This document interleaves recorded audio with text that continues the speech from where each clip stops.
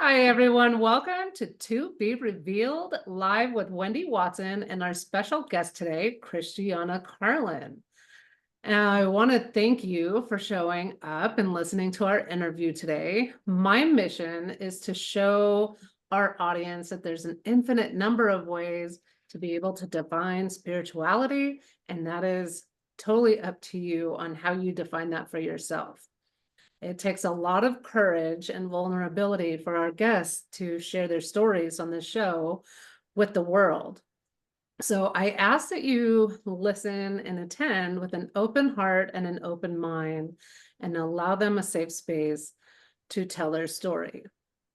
So, Kristiana, would you like to take a few moments to introduce yourself? Absolutely. Hi, I'm Kristiana Karlin, and it is an absolute pleasure to be here with you. And thank you so much, Wendy, for having me. It's exciting to be a part of this amazing experience and opportunity to reach as many people as you do. So thank Oh, you. thank you. I appreciate that. So I'd love to start off with the main question. What does spirituality mean to you? That's a great question. I feel like spirituality and religion kind of get polar emotions. And a lot of times I feel that religion can be disappointing and can be limiting. So people kind of subvert that and say, okay, I'm spiritual. I know I believe in a higher power. I know I believe that there's a lot of unknowns. And when you're spiritual, that just opens up a lot of the gates that may be limited by belief systems that you've inherited or subscribed to, and gets you to the next level of truly understanding our purpose, our magic, as it were, that is available to us if we just step into that arena of spirituality. Okay. And what is that arena of spirituality? What does that look like for you? For me, Mhm. I feel most connected, and I'm sure you get this a lot, when I'm in nature. I believe that the miracles that occur in just a blade of grass can be confounding and very open, just kind of opens up more doors for exploration. I also Mhm. feel like exercise, just being able to get into a rhythm with a run or do some really great stretching or dancing or whatever it is that you do to get back into your body. But then I also feel that when I'm really willing to just surrender and ask for the answers, I think and that could be in the shower. Yeah. It could be anywhere, right? That could be in the car, that could be anywhere, but I feel like I'm reminded more when I'm in nature or I'm exercising. Mhm. That makes sense. Okay. So tell us a little bit about your journey. Okay. Like how did you grow up? Ah. This is actually an interesting chapter in my book that I'm writing, but I grew up Christian, very Mhm. charismatic Christian. I had Jimmy Swagger and Kenneth Copeland on the TV all the time. The evangelistic approach to Christianity was always very big in our family. The conservative mindset. And my father led worship at a Pentecostal church in Taos, Mexico. It was a missionary church, which I loved because I could actually have involvement with the reservation and see their culture. But Taos is very spiritual in a different way. There are Hanama temples, there's a lot of Buddhists. The good old hippies came Yeah. over and then you have the Catholic Church, and then there was a lot of diversity.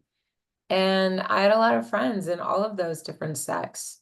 So I could go in and be a visitor And Mhm. I was very inquisitive. I'll never forget the first time I had chai tea was at the Anima Temple, and it blew me away, not just the drink, but the actual music and everyone was sitting. There wasn't one on stage. Everyone was level. Everyone was on this equal standing.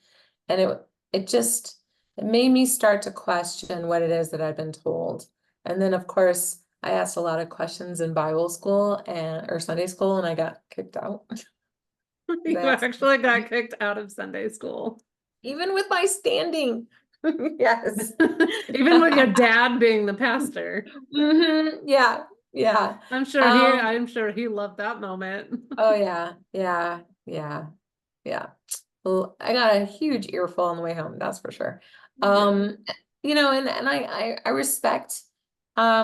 I respect all religions. I feel really honored to see what it does for other people. I even joined a Baha'i church in Austin, Texas. There's this gorgeous Baha'i temple there. And I actually was able to perform at Austin Poetry Festival in the Baha'i temple. And I just asked some questions and actually became a member and wanted my children, my two boys, to be raised with some belief system, some acknowledgement, some exposure. And with that, you got to study all the religions. They have scripture from Judaism, Islam, Buddhist, Christian, Judaism, all of them. And it kind of pulls from all the different arenas. But then it got religious, it got political, and that's when I just wasn't really wanting to be involved anymore. So I basically concluded that spirituality is an individual sport with a collective crowd cheering you on. And that is kind of how I practice now. Is it's really between me and my higher being, and if I can have some guidance in that, great. But it really is an individual sport. Yes. So what was that dynamic like with your dad as you were pulling away from the church? It was very oppositional. I was kind of the black sheep, still am. I've been basically un I've been yeah, I've been blacklisted. Okay. Multiple times in my life, but that particular time was very, very tumultuous for me because I was a growing teenager. I had a lot of influences that were great, actually, and I couldn't see it just because it wasn't in alignment with what they were believing. And I actually purposefully got a job where I would have to work on Sunday mornings just so I wouldn't have to go to church with them. Okay. I get it. I've been there. My own little rebellious stick kicking in. But Yeah, I had to have a good exactly. reason and I had to make some good money, you know? Yeah. Yeah. Yeah. So So, how has that affected your relationship with your family? oh, well, as I mentioned, I am the black sheep. They don't want anything to do with me. And Okay. there was and my father passed away a few years ago, and my mother remarried. And there was a moment where there was an olive branch where we could actually all connect. But by then I was too far gone. And she was always trying to convert me back, and it's not that I'm not a Christian anymore. I'm just more than a Christian.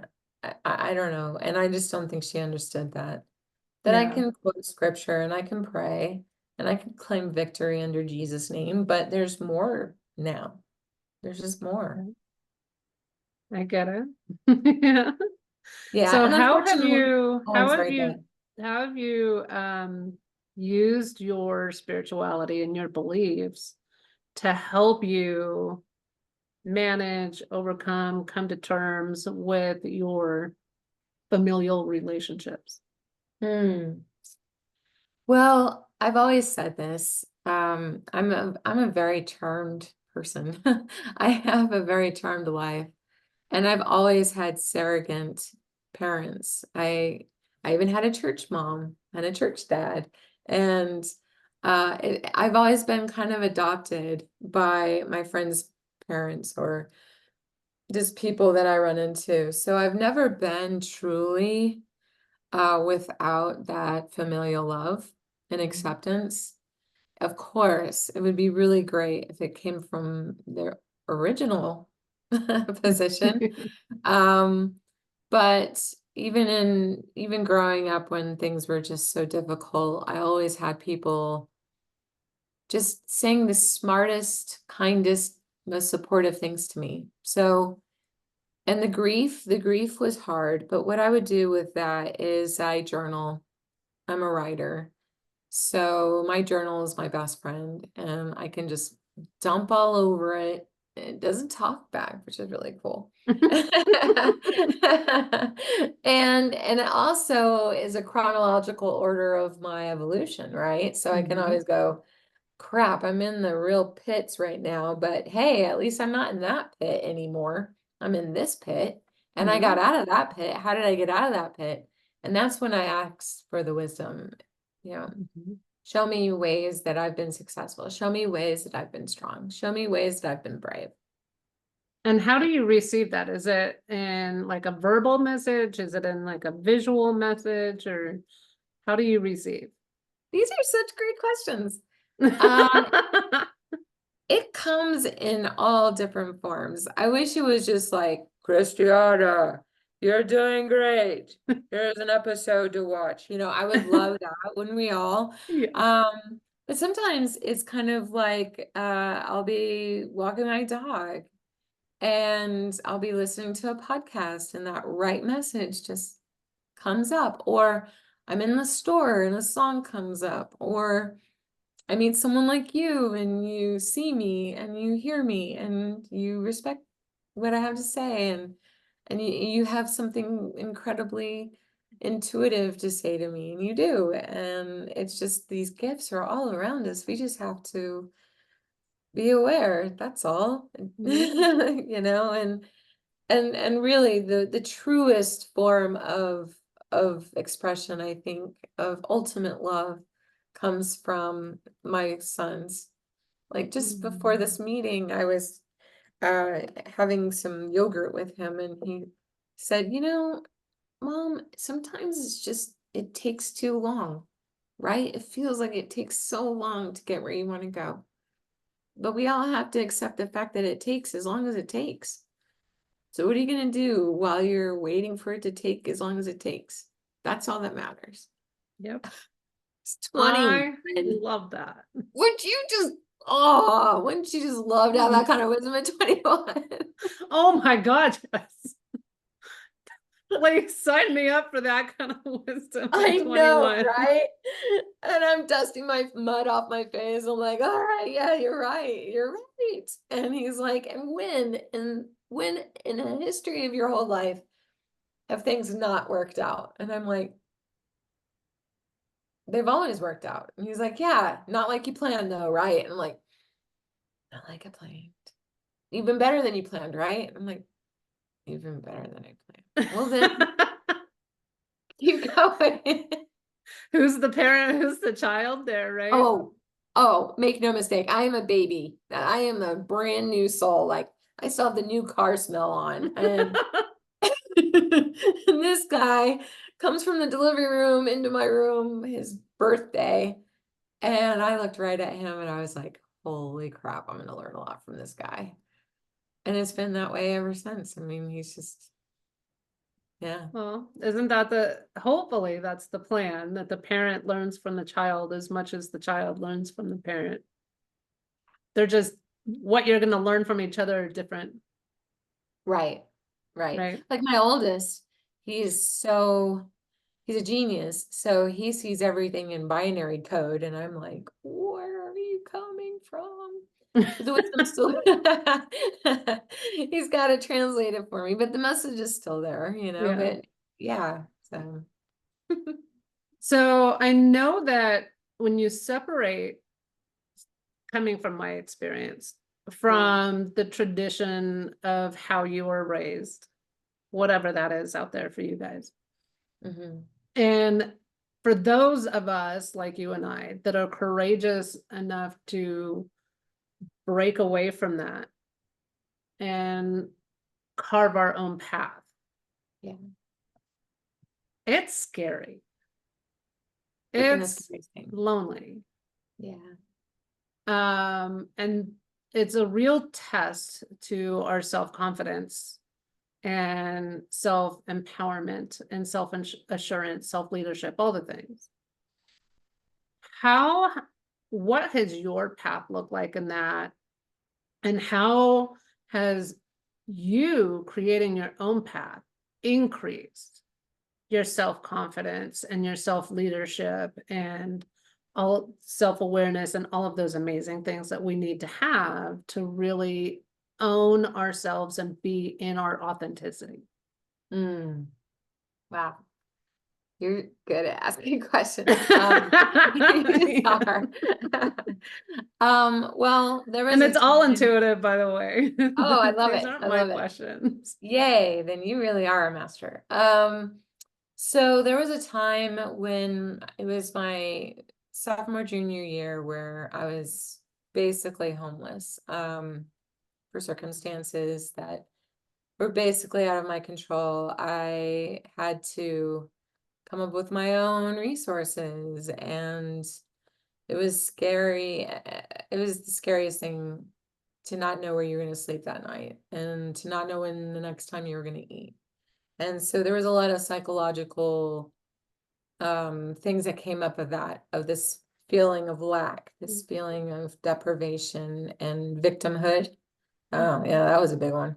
Like, poor me. And then of course I had the support from people who were like, hey, you can crash on my couch. And I basically couch surfed for a lot. But there were times where I didn't want to impose any more than I already had and wanted to find other places. And anyone who's ever been in a situation like that, it's incredible because you have to be so vulnerable and yet so strong at the same time, right? Yeah. Yeah. But I remember walking from point A to point B, and in Taos is very rural. There is no bus line. There's nothing, maybe you'll get picked up by someone who recognizes you, but it's just very hard and muddy and snowy and icy and dirty. Oh. And so I was walking and it just kind of hit me like, I really am alone, and I could die right this moment and nobody would be able to know, oh, Kristiana is right here dying, and it was just this kind of like true separation from any norm, right? And I just kind of sat, kept walking, and I was like, yeah, but I'm not gonna die. And even if I did, I have me to enjoy the whole last few minutes of this existence. So, and it was just like this realization that I'm truly infinite and that I'm just kind of observing that infiniteness. Is that a word? Mhm. And that this is all just kind of a experience. Like I'm this incredible human, this incredible infinite being having a human experience. And won't this make a good chapter in a book someday? That's kind of what I was thinking. Like, well, when they make a movie out of me, I hope Winona Ryder plays me. Something like.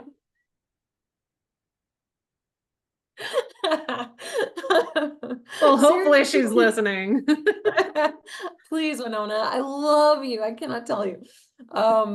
So yeah, and I just kind of started laughing at the whole thing. Like, why is this such a serious thing? This isn't really the end.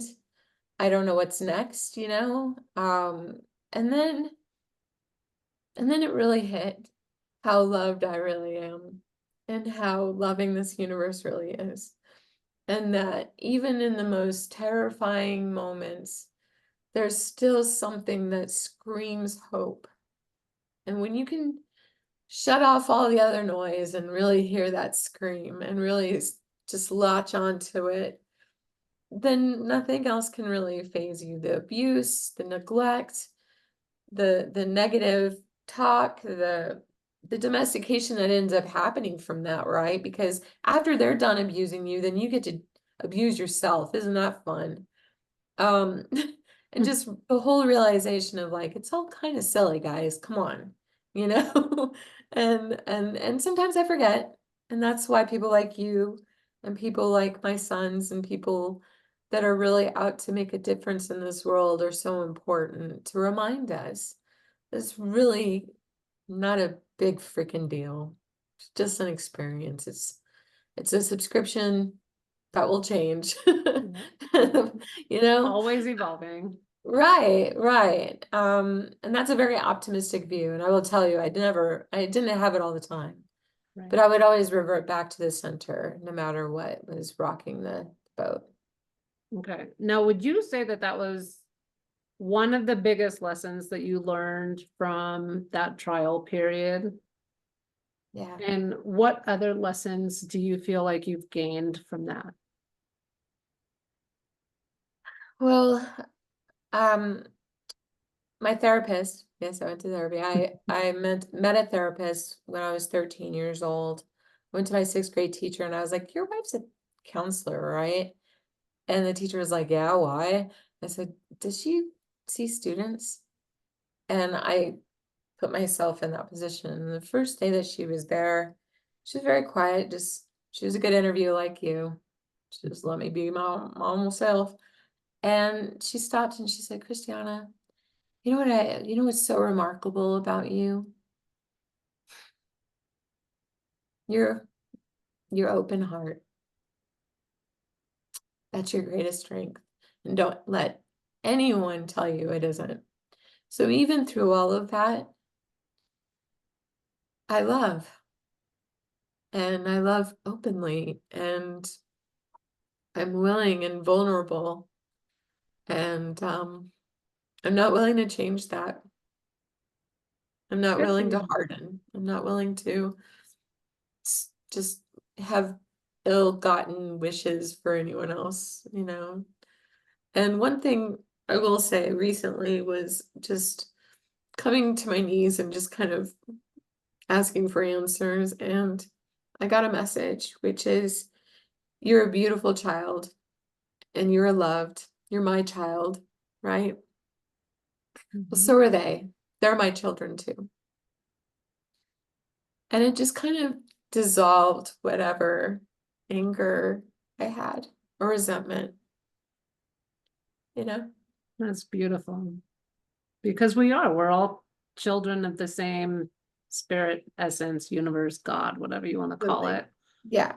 You know, for me, a bird is a bird, whether you call it a cardinal, a dove, or a blue jay, it's still a Right. bird, Yeah. right? So, I mean, ultimately, we're all still from the same essence, if you will, Right.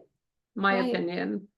Yeah. And, you know, when you can really look at it that way, and that we're all here as humans, we're all here learning, we're all here trying to do the best that we can with what we're given and all the things. It really just, for me, and it sounds like for you too, just disintegrates the anger and the hurt and the betrayal, because then you realize you're you guys aren't, we're not all different from each other. We are, but we're not, Right. right? Right. We're different, we're unique as a human being, but we're all going through the same situations. They might look a little bit different. They might have different characters. They might Hmm. have a different environment, but it's really all the same thing. And we're all learning very similar lessons to each other, right? And if you Yeah. can really truly grasp that, then, I mean, where is there any room left for the Right. It anger? excuses And you from responsibility, right? because you're not responsible. You're not Yeah. responsible for how somebody else is supposed to act, or how they're supposed to treat, or how they're supposed to speak to someone. They're responsible for their own actions, right? Yeah. And just leading with love and being like, I love you. I understand you have your own journey. Do you. I hope that you learn the lessons that you're here to learn. Yeah. And I'm just going to be over here.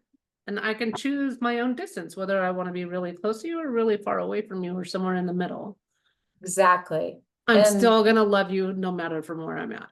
right. And the greatest thing, that the book that first kind of started the whole revelation of that was The Four Agreements by Don Miguel Mm, Ruiz. Love you, brother. Oh that man. was a good book. Do not make assumptions. Like, you would assume that your mother would love you no matter what, But right? okay. But then that begs the difference of what love looks like. Exactly. Right? That might be what love looks like to her based off her Right. rearing and her experiences. Mm-hmm. But the expectations that you have in your mind of what love looks like Mm-hmm. is totally different than what they think love is, which Right. is the whole premise of the 5 love languages, Mm-hmm. right? So to me, those 2 books and the 5th agreement, all those books go hand in hand.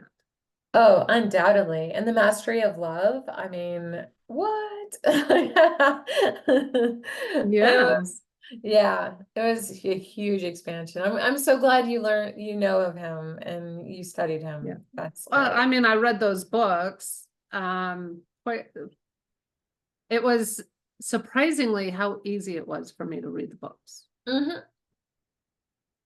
Yeah, It, I it agree. wasn't it wasn't very difficult. I was just like, yeah, this all makes totally and complete sense. Just Yep.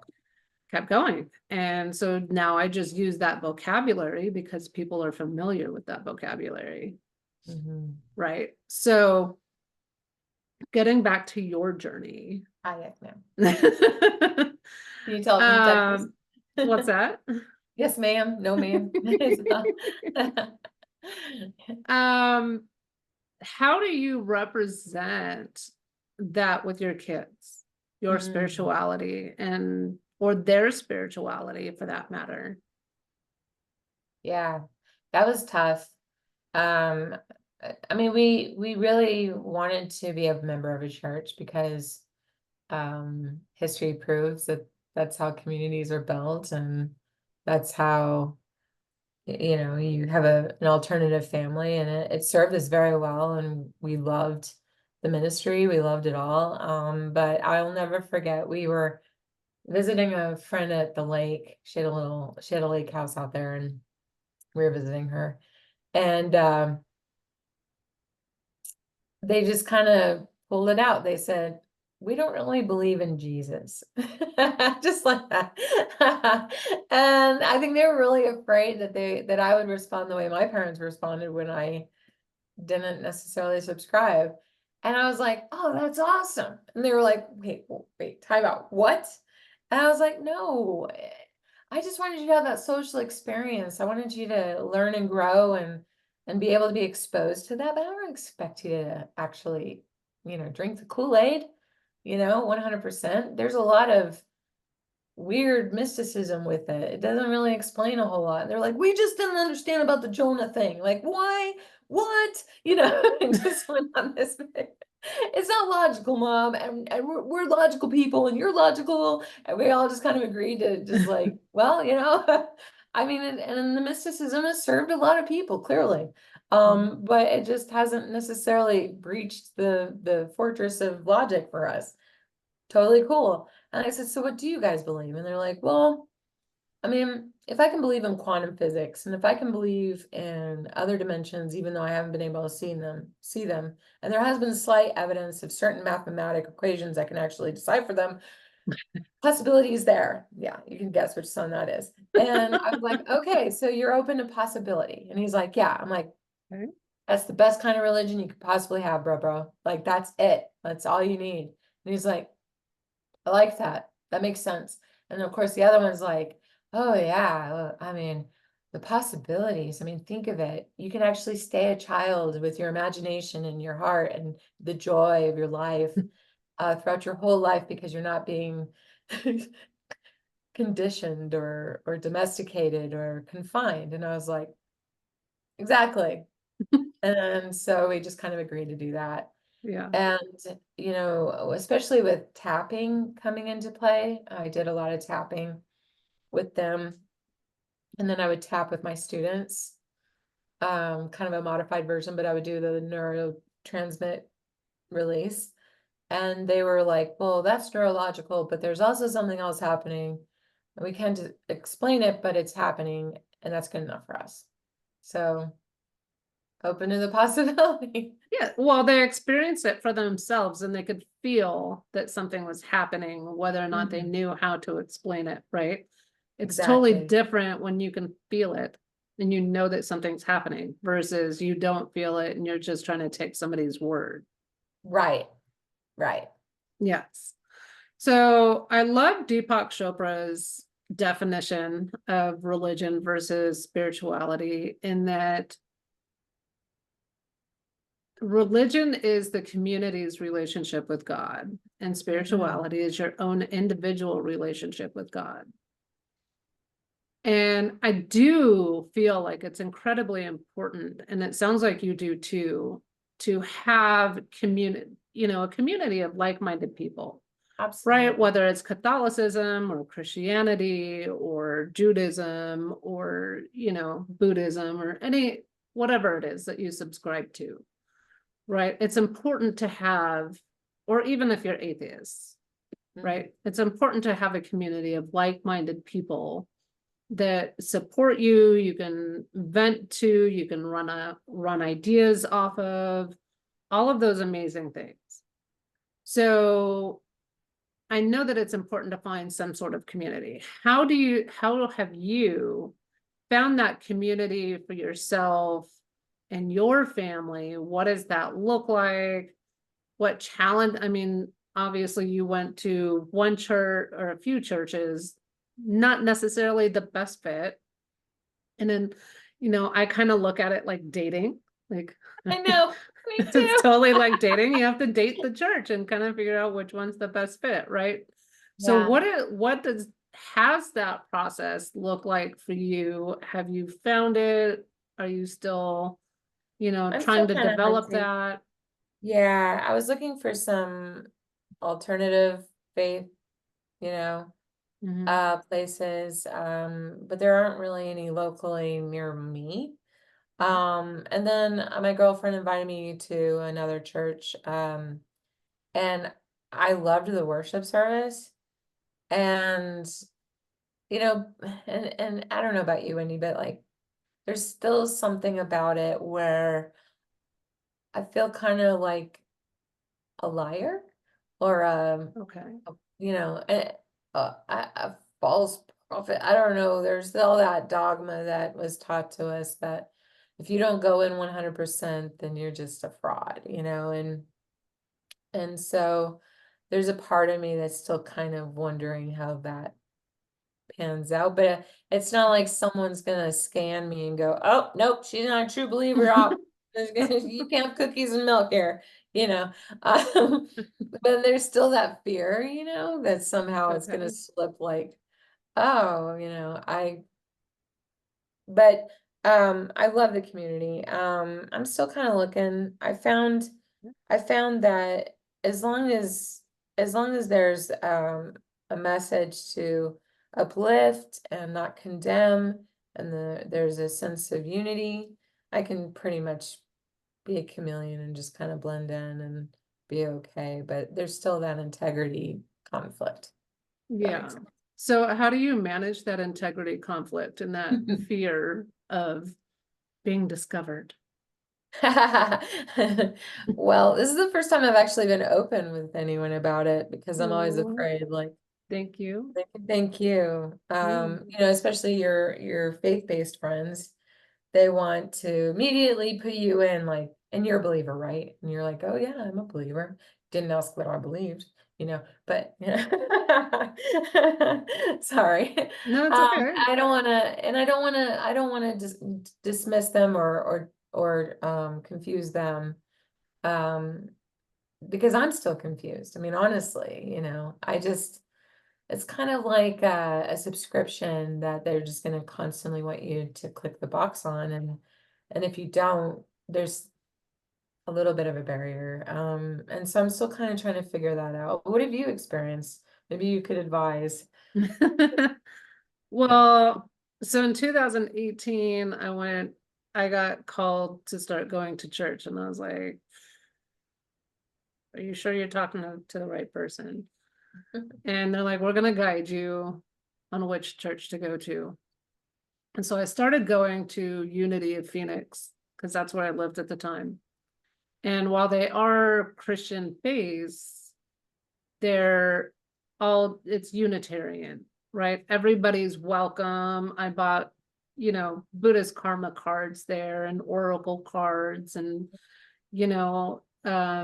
really cool. Like I have a sign up here that says, be fearless in your pursuit of what sets your soul on fire, right? They have all like this beautiful gift shop and amazing people. And it's my favorite church. They had a labyrinth and they had a meditation garden with waterfalls and it was just a gorgeous church. And the Reverend Richard Mirage just has this amazing charisma. And while he would drop a few scriptures in there on occasion, which I'm not opposed to, No. it was very lighthearted. It wasn't like this huge majesty and like this. That's what I don't like, is that it's this super glorified presentation.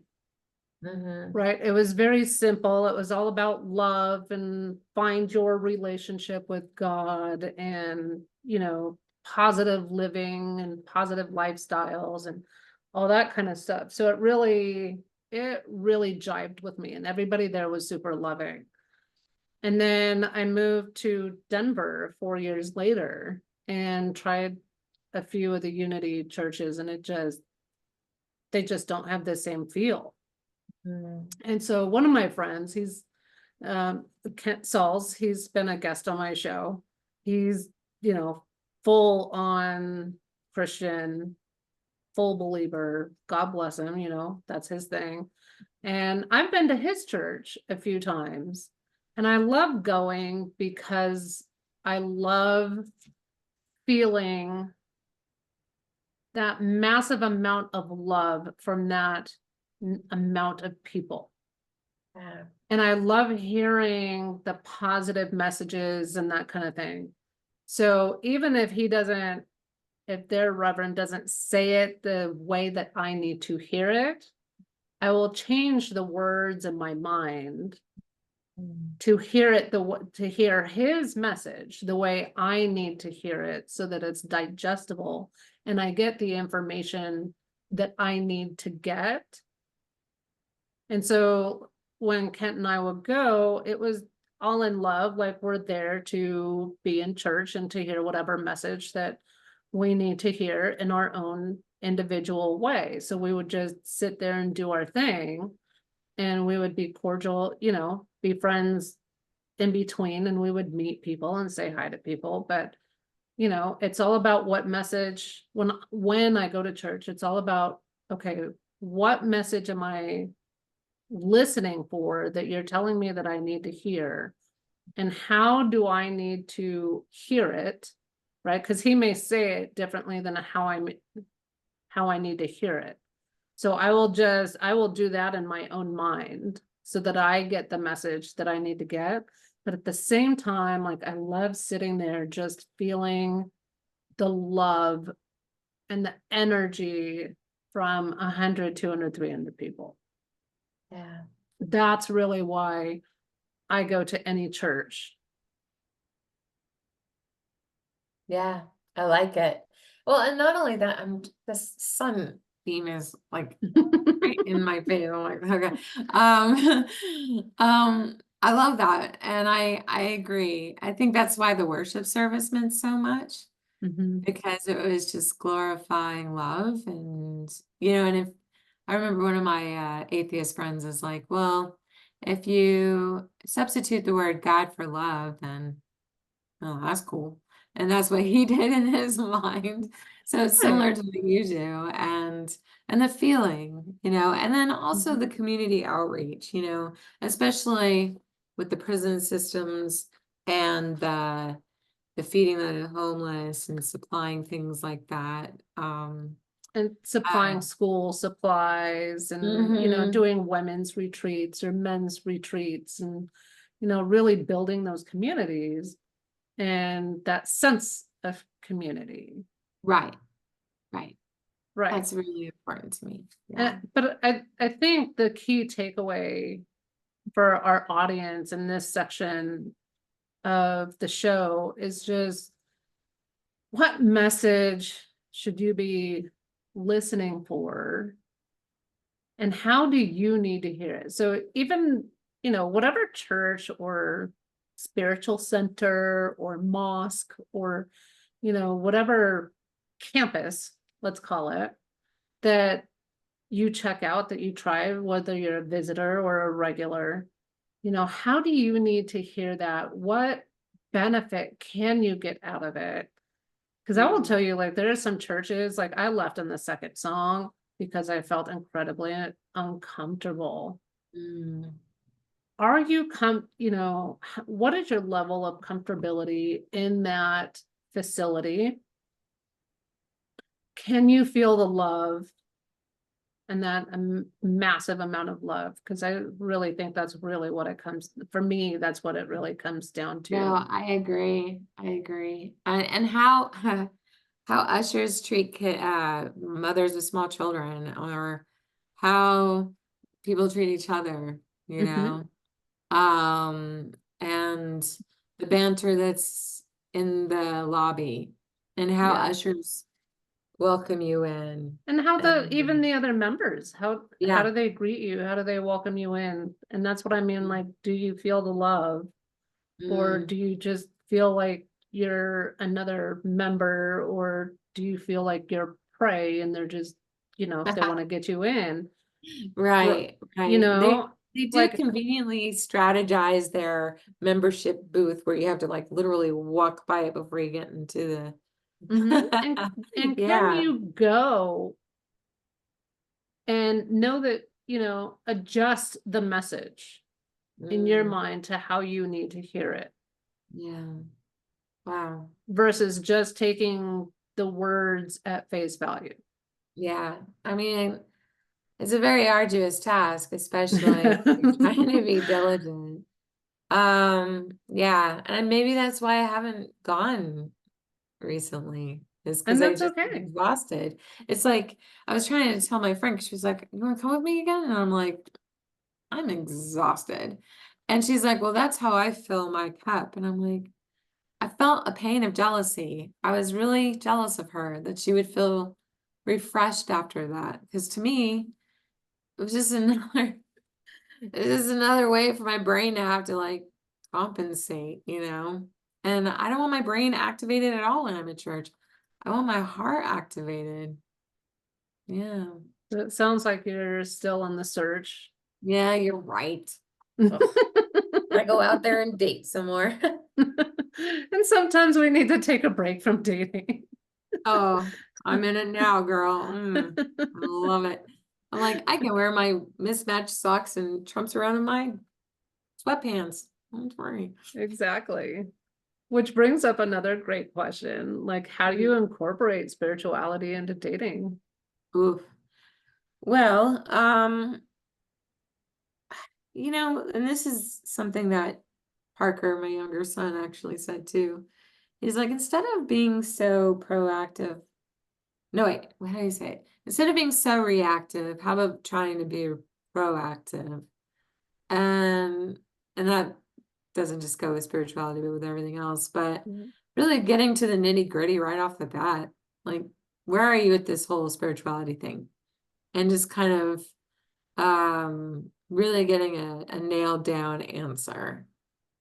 Um and and from that, I don't have a whole lot of hard lines. Like, if you're just this really, really strict conservative Christian, I don't think we're gonna jive because I'm too liberal for you. But Like for instance, my ex-husband, the father of my children, he told me, and I was Christian at the time, I was, holding on as tight as I could to this. And I said, so my family's kind of concerned. Are you Christian? And he was like, yeah, I've been baptized and everything. I'm like, good enough for me. But then later on, the cracks started showing, and I too was kind of getting peeled back too. So I said, okay, I'm having an existential crisis here. What is it you truly believe? And he said, when I really reflect, I think it's more of a light source or an energy source. And it's just this infinite energy. It's not a personification. It doesn't have a gender. It doesn't have, but its true force is to create, not destroy. Mhm. And I liked that simplistic answer. And honestly, that was one of the reasons why I stayed with him so long, is because he could actually generate an answer like that. It was very attractive to me that he Sure. was honest with me about it. Yeah.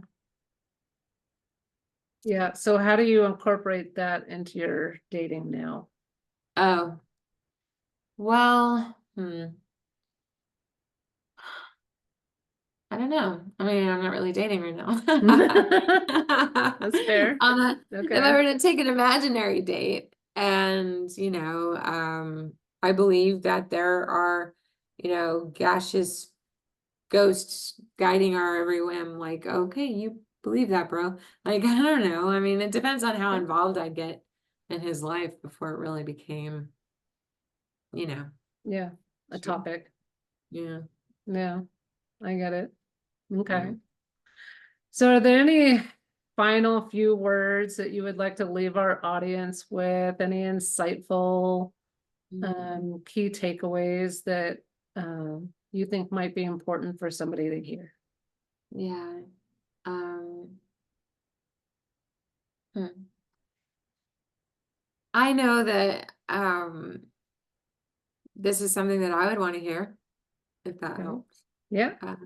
You are loved. You are special. You have a divine purpose.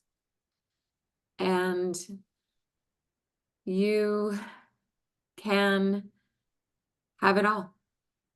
You can have it all. And the more you ask, the more you'll receive. And don't give up faith in any of it.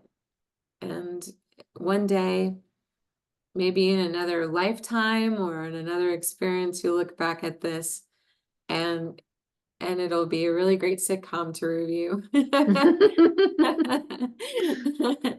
And in the meantime, don't forget to experience the joy of it. All I of it. love that. Yes, that's amazing. I do love that. Well, thank you for being so vulnerable and courageous to tell your story and get emotional and all the things on our show today. So I appreciate you. So if you like our content today, please comment, please share. I'd love to hear your thoughts on our story, on our Yeah. interview today. Please share. Really love to hear what you have to say or what you think. So comment below, like, subscribe, all the amazing things, and let's learn more stories on what spirituality means to other people, because there's an unlimited possibilities. There's an infinite number of ways to define spirituality, and it's totally up to you on how you define that for yourself. Yeah. So listen to all of these amazing stories, especially Kristiana's, like almost homeless, all the things. And now look, she's got a thriving, beautiful life, great kids with her, great relationships with her kids, everything else. And just really beautiful. You're a beautiful soul. I love you. And I can't wait for you guys to comment and let us know how you think we did today. Yeah. And we'll see you next month for another show. Ah, thank you, Wendy. Thank you all so Yes, much. absolutely.